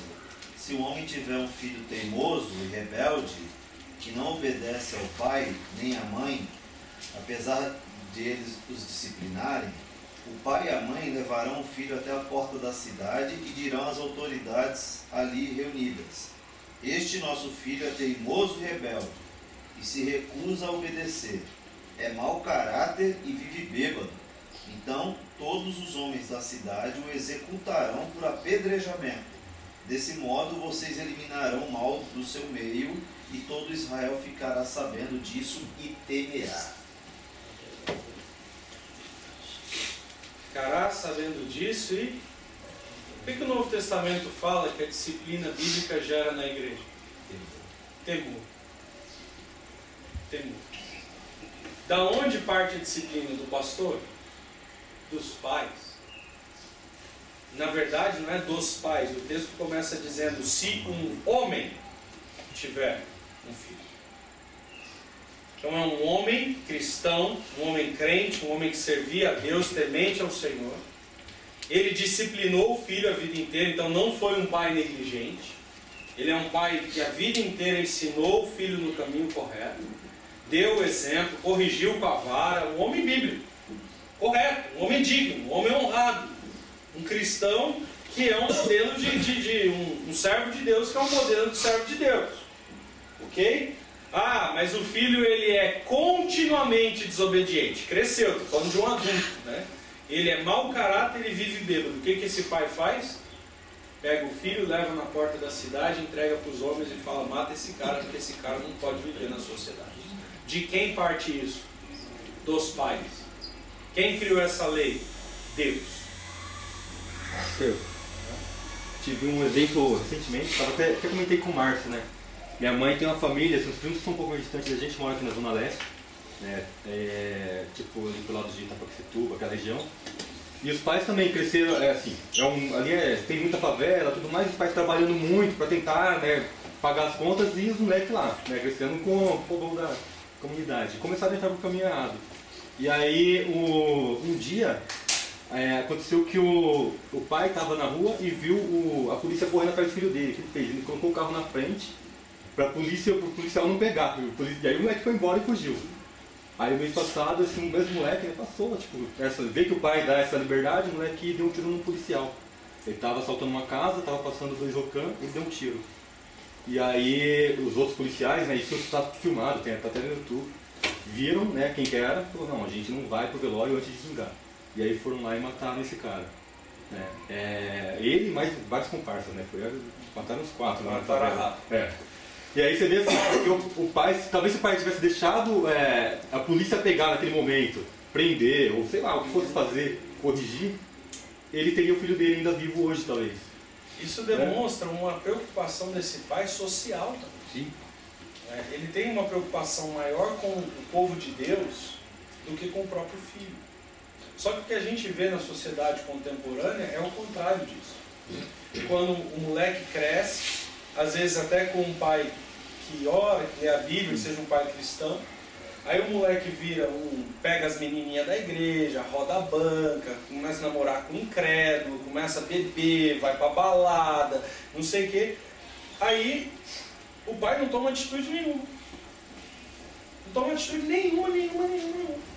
Aí pior ainda, quando o pastor ou alguém da igreja toma uma atitude de disciplinar o filho dele, ele pega o filho e vai embora da igreja. Falando que a igreja não tem amor, que essa igreja não ama a Deus, que não sei o quê, porque na cabeça dele ele tem que amar mais o filho do que a igreja. E na verdade o que o texto está dizendo para a gente é que o povo de Israel deveria mais amar o povo de Israel, a comunidade de Israel, a sociedade de Israel, do que o próprio filho. Sim. Tanto é que o texto que o próprio pai diz, que nós queremos ficar livre, que nosso povo fique livre desse mal. Então o primeiro a tomar uma atitude de disciplinar os filhos, inclusive na igreja, é o pai. Eu tenho um pastor que ele é um grande exemplo para mim, né? Essa semana eu vou estar com ele, vai ser muito legal. E ele chegou pro filho dele e começou a aprontar na igreja. O moleque, a vida inteira foi um moleque decente, chegou na juventude e começou a aprontar. Né? Deu 2 lá na igreja, aprontou 2 vezes lá a questão de namorego, ficar com o menino e tal. Ele chegou na sala, botou a carta de demissão, ele escreveu a carta de demissão dele, botou na mesa e falou: filho, agora a decisão é sua. ou você obedece a Deus, ou eu estou indo agora lá na reunião da igreja, eu vou entregar essa carta, eu não vou ser mais o pastor da igreja. Porque a Bíblia diz que o filho do pastor tem que ser um filho crente de bom testemunho. Se você não quer ser esse homem, então não posso mais ser pastor dessa igreja. O filho desmoronou, começou a chorar. Então você vai mudar? Vou. O negócio é o seguinte, agora vai ser assim, assim, assim. Mas tem pais que não fazem isso, que não estão dispostos a pagar até o último preço pela comunidade cristã. Uma coisa que é bem clara para mim, se eu tiver que escolher entre a minha esposa, os meus filhos e a comunidade cristã, eu fico com a comunidade cristã. É a família de Deus que importa, não é a minha. Eu sou filho de Deus. E o meu pai é um pai santo. E eu sou submisso a ele. E mais compromissado com ele do que com minha esposa e os meus filhos. Nessa caminhada de 17 anos pastoral, já teve vezes que eu tive que chamar minha esposa na frente de um grupo de pessoas da igreja e falar assim, ela está errada e você vai pedir perdão para todo mundo. Não, você está errado. A Bíblia diz assim, assim, assim, você fez assim, assim, assado. Pode pedir perdão. Ah, mas você envergonhou sua esposa. Não, eu glorifiquei e honrei meu Deus. E se eu precisar passar por cima de esposa e filhos para glorificar o meu Deus, eu vou passar. É isso que a Bíblia me ensina. É esse o padrão. Quem não deixar pai, mãe, irmão, irmã, marido, mulher, filho ou filha por amor de mim, não é digno de mim. Foi isso que Jesus disse. É claro isso na Bíblia. Bem claro isso na Bíblia. A prioridade de um homem cristão é glorificar a Deus. E se o seu filho não glorifica a Deus, ele está mais preocupado com o prejuízo que esse filho pode causar na comunidade da fé, e ele é um instrumento de disciplina do filho. É isso que está em Deuteronômio. Então o pai cristão, ele tem, isso é relativo ao 5º e o 6º mandamentos da lei, dos 10 mandamentos. Os pais que disciplinam os filhos, pais que são longânimos, porque esse pai foi bastante longânimo. O texto diz que durante a vida inteira ele disciplinou o filho, mas o cara se tornou um adulto. Então é um pai que mostrou amor constante pelo filho. E uma comunidade que apoia a paternidade desse tipo, um homem de Deus. Então é uma comunidade que quando recebe a demanda desse pai, ela vai agir. Quem mata o filho são a própria comunidade, porque aquele cara era um mau exemplo para a comunidade toda. Isso é Bíblia, gente. Não estou dando a minha opinião aqui. Está no texto. Isso demonstra o caráter de Deus. E às vezes a gente quer preservar os nossos filhos mais do que glorificar a Deus. Mais do que glorificar a Deus. Já teve isso aqui na nossa igreja. De adolescentes aprontando, que eu e o Márcio tomamos uma posição porque os pais não tomavam, disciplinamos, e os pais foram embora da igreja. Vai ver como estão esses pais e esses filhos hoje. Teve um que saiu daqui, o moleque até engravidou a menina fora do casamento, aí agora é pai, né, sem ser casado. Interessante você mencionar o mandamento da obediência dos filhos, né, honrar pai e mãe, porque nos 10 mandamentos ele fala sempre os primeiros com relação ao próprio Deus. Ama o Senhor teu Deus sobre todas as coisas, não matarás, não ficarás. Mas nos mandamentos horizontais também, né, não adulterarás e tal. Mas quando chega no mandamento de honrar pai e mãe, tem uma implicação espiritual, né? Que é a vida longa do filho também depende se ele obedece aos pais. E por que a vida do filho pode ser curta se ele não obedece aos pais? Aqui, Deuteronômio 21. Honra teu pai e tua mãe e os seus dias serão prolongados. Desonra o teu pai e a tua mãe e os seus dias serão... Por quê? Porque o próprio pai e a mãe tomaram a atitude que deveriam tomar. Isso é um ponto. Homem. Aliás, pai e a mãe não. O texto deixa claro. Pai. Porque mãe tomar essa atitude vai ser bem difícil. E glorificar a Deus também. Glorificar a Deus. Que a gente ou esquece ou prefere não pensar nisso. Né? A gente acaba idolatrando os nossos filhos. Né? Acaba idolatrando os nossos filhos. Ok. Eu tinha um monte de exemplo agora, mas um exemplo claro disso, né? Um homem exemplar é um homem que se converte, então clama por salvação. Não sei se você lembra da história do carcereiro. Paulo e Silas estão presos, eles estão louvando a Deus, vem um terremoto, destrói parte da prisão, abre as portas.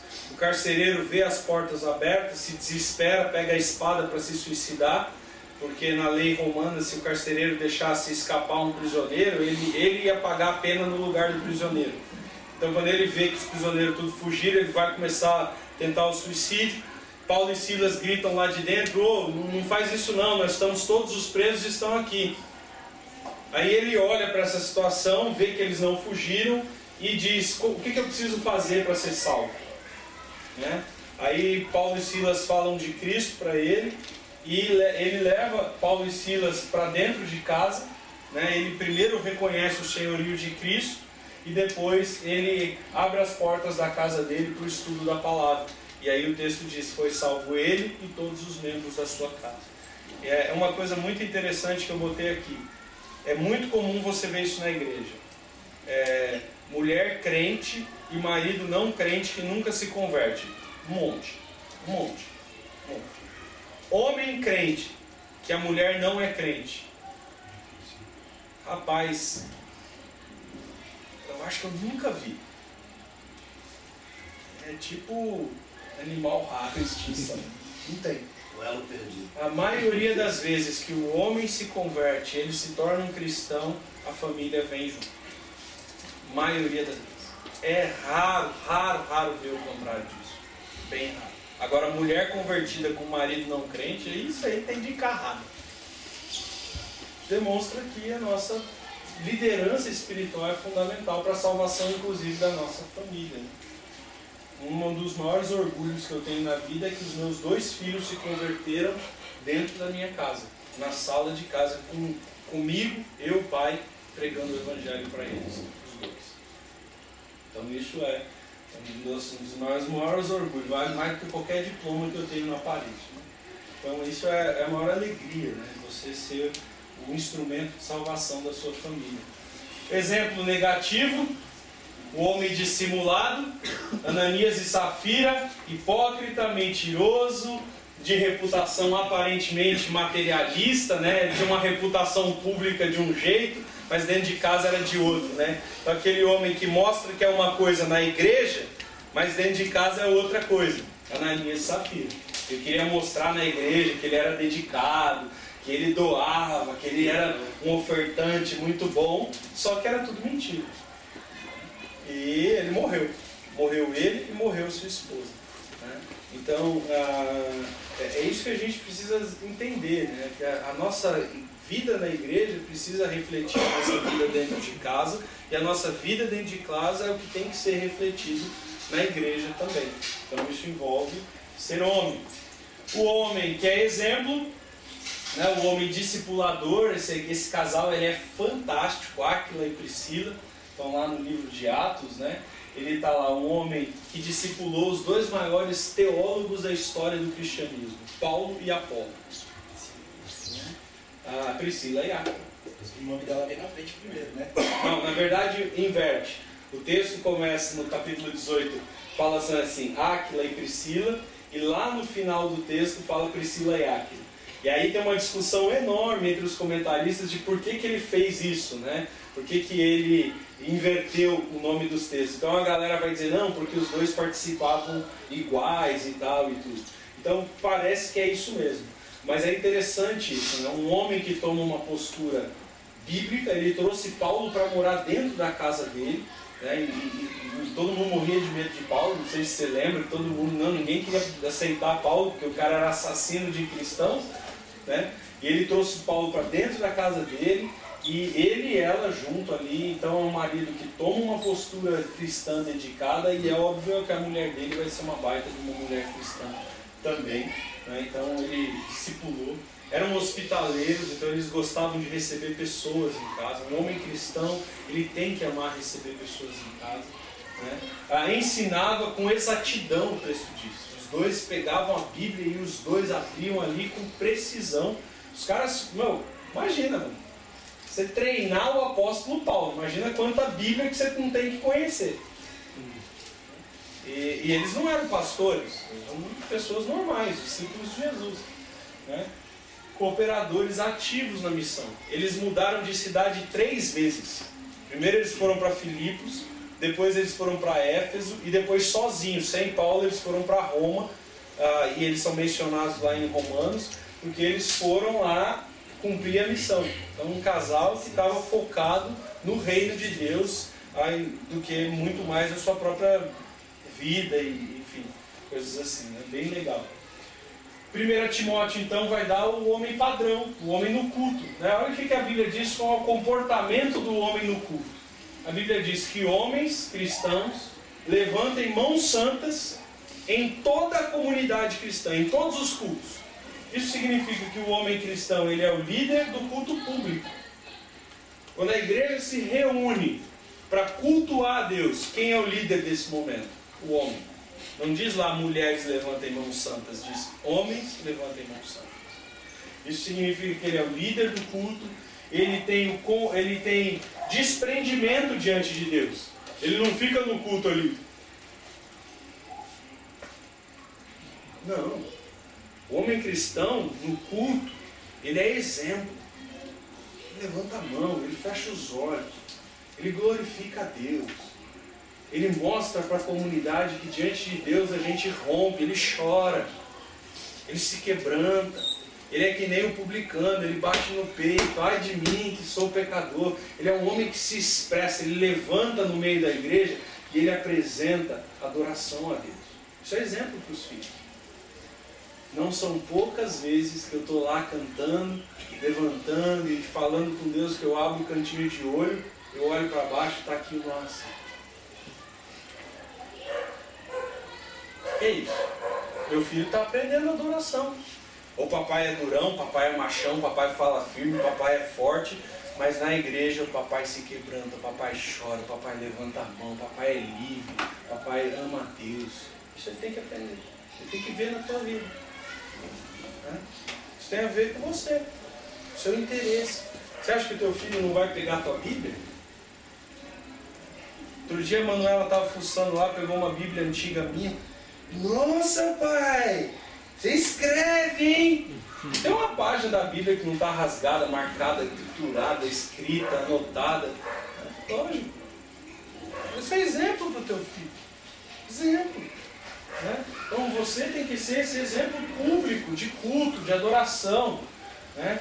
Expressa a santidade prática e cotidiana. Interior, porque o texto diz, longe dele esse homem não tem, ele não é irado, ele não é um homem briguento, mas ele é um homem que está disposto a amar os irmãos. Então o texto vai dizer para a gente que ele vai expressar isso tanto de algo que está resolvido, a relação com Deus, e publicamente, né? E também exemplo de bons relacionamentos. O texto diz que ele na comunidade cristã ele se relaciona, ele não entra no culto e vai embora. Ele entra no culto, ele levanta as mãos, ele participa, ele atua, ele é o líder do culto. E quando ele sai, ele tem bons relacionamentos, ele conversa com as pessoas, ele ama a comunidade da fé. Ele é um exemplo de homem cristão. Isso é homem. Só que a Bíblia diz ser homem. Dentro da igreja. Deixa eu só passar mais um PowerPoint. E aí, eu não vou me dedicar aqui, porque o Márcio já me dedicou bastante, mas esse homem é mestre. O texto diz pra gente que ele é responsável pelas dúvidas teológicas da esposa. Por isso que a Bíblia diz, a mulher não pode falar na igreja. Por quê? Porque é vergonhoso. Vergonhoso para quem? O marido. Uma mulher que está na igreja o tempo todo, pastor, pastor, pastor, pastor. É uma mulher que dentro de casa não tem pastor. Aí ela terceiriza, ela procura um pastor. E se o pastor der mole, ele vai ser não vai ser só pastor da alma dela não, vai ser de outras coisas também. É o que mais vejo nas igrejas por aí. A mulher chega na igreja carente, não tem um marido que pastoreia ela, e aí de repente tem um cara que é aproveitador, chamado pastor, né? E ele vai ouvir ela, vai orar com ela, vai fazer tudo que o marido não faz, e aí ela vai dar para ele tudo que ela não quer dar para o marido. Entendeu, né? Ok. Encarregado da palavra é ele, e estudioso da palavra. Porque aí os outros exemplos bíblicos disso vai dizer que o homem é o padrão. Quando Paulo fala para Timóteo, ele diz assim: você, Timóteo, seja padrão dos fiéis. O que é um padrão? Hã? Um exemplo. Mas isso significa que todo mundo para quem ele vai ser padrão tem que ser o que também? Padrão. Tem que ser moldado. Então quando ele está dizendo assim, seja padrão dos fiéis, ele está dizendo assim, um homem normal, um cristão comum tem que ser igual a você. Significa, quando ele está falando lá do padrão dos fiéis, é todos os homens. Qual é esse padrão? Rapidinho, aqui ó. Conhecedor da palavra, que sabe ensinar a palavra, que tem um procedimento adequado dentro do cristianismo, que ama e que vive uma vida de fé e pureza. Aí ele vai dar os exemplos mais específicos disso. Ele vai dizer lá, o homem cristão é isso aqui, ó. Irrepreensível, esposo de uma só mulher, temperante, sóbrio, modesto, hospitaleiro, apto para ensinar, não dado a vinho, não violento, porém cordato, inimigo de contendas, não avarento, que governa bem sua casa, criando os filhos sob disciplina, com todo respeito, pois se alguém não sabe governar a sua casa, como cuidará da igreja de Deus? Ele vai dar todo exemplo. Não seja neófito, que é gente que conhece pouco a Bíblia, não seja neófito, para não suceder que fique orgulhoso e incorra na condenação do diabo. Pelo contrário, é necessário que ele tenha bom testemunho dos de fora, a fim de não cair no opróbrio e no laço do diabo. Isso para o pastor é obrigação. E para os outros crentes? Também. Também. O pastor, ele é o padrão que todos os outros têm que seguir. Então todo crente tem que ter essas qualificações. Todos os crentes. Todos os crentes. O pastor é só aquele que está dizendo, gente, é por aqui, ó, o modelo é esse. Mas o resto da igreja tem que todo entrar dentro do padrão também. Está aí, claramente. Né? E, por fim, né, só para a gente terminar, o homem é o líder da igreja. Esse negócio de pastora não existe. Nesse texto mesmo que diz aí, diz assim, que o homem seja marido de uma só mulher. Se você encontrar uma mulher que é marido, ela pode ser pastor. Se você encontrar uma mulher que é homem, porque o texto diz que o homem seja, então ela pode ser pastor. Não existe pastorado feminino na Bíblia. Aliás, a própria palavra presbíteros, que é usada aí no texto, só existe no grego, na língua grega, em masculino. Mulher não pode ser pastor. Mulher não pode ensinar na igreja publicamente. Na nossa igreja você nunca vai ver uma mulher pregando no culto para os homens da igreja. Não enquanto tiver homem de verdade aqui dentro. Não é? E nós nunca vamos ter uma pastora aqui. As mulheres ensinam? Sim, as mais velhas ensinam as mais novas. Estão fazendo isso agora lá. Mas elas nunca vão ser o pastor da igreja. Minha esposa não é pastor. Ela pode pastorear? Pode, ela pode cuidar de outras mulheres, aconselhar e tal. Agora, ser o pastor da igreja, jamais. Então, o presbítero, olha lá, os 12 apóstolos, homem. Quando Deus vai estipular presbíteros, masculino, que o homem seja marido de uma só mulher. Acabou. Aí, só preciso ler essa linha, já está bem definido. Presbítero é marido, não é esposa. Depois, episcopos, palavra grega, só tem no masculino também. Bispo, palavra grega, só tem no masculino também. Pastor é uma palavra que tem no feminino, pastora. Mas todas as vezes que ela aparece na Bíblia é para quem cuida de cabrito, ovelha, bode, não de gente. Então não tem pastor na igreja cristã. As igrejas que têm pastor, pastora, né? Pastor mulher, nem falo pastora, não falo pastor mulher, são igrejas que chutaram o pau, abandonaram a Bíblia e estão seguindo a corrente do feminismo e não a corrente do cristianismo das Escrituras. Ok? Então sejamos homens, queridos. Vamos ser homens, vamos ser líderes da igreja. Nós precisamos, urgentemente, carência da nossa igreja, tá? Precisamos de homens dando aula para as crianças no ministério infantil. Precisamos. Carência da nossa igreja, Precisamos urgentemente de um casal, principalmente um homem líder, para liderar os adolescentes da nossa igreja. Precisamos desesperadamente de homens que coordenam a parte de infraestrutura da igreja. Precisamos urgentemente de homens que trabalhem na liderança do ministério da confraria da cueca. Precisamos urgentemente de homens na liderança de várias áreas da igreja. Discipulado, né? Por favor, querido. Já vimos aqui a liderança da igreja, a vida da comunidade é de vocês. É de vocês. Então, por favor, se levantem como homens de Deus. Não sejam como Baraque. Não deixem as mulheres fazer e fiquem escondidos atrás. Precisamos urgentemente de homens sérios, homens bíblicos, que amem o Senhor e que liderem as suas casas e depois a comunidade cristã. Beleza? Deus abençoe. Semana que vem a diretoria e conselho.